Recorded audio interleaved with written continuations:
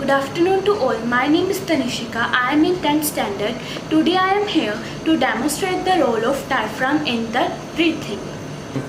Engineers need to understand the respiratory system in order to make machines and medicine for help the person whose respiratory system didn't function properly or with difficulties.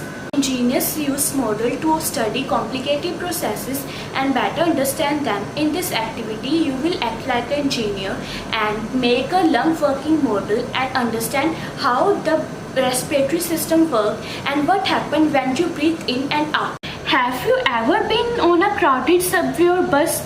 You probably couldn't wait to get out where there were so many people and you could move around freely. This is similar to the process that causes air to flow in and out of your lungs. The air molecules are either crowded outside in the environment and want to get into the lungs, where there are less air molecules, or they want to get outside because they are too crowded inside the lungs.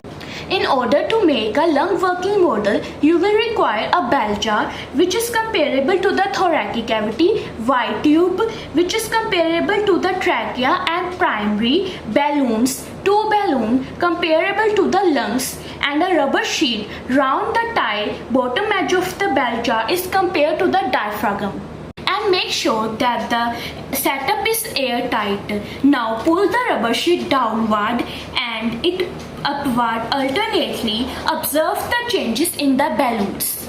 Use the scissor to remove the neck of one balloon. Stretch the balloon to fit it over the bottom of the bottle.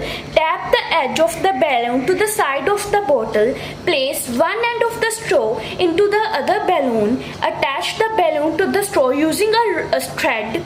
Make a hole through the plastic. Push the straw through the hole. Allow at least 8 cm of the straw to extend. Squeeze the bottle off. Place the balloon at the end of the straw into the bottle. Slowly pull down and release the balloon at the base of the bottle. Observe the balloon inside the bottle and the air moving in and out of the straw.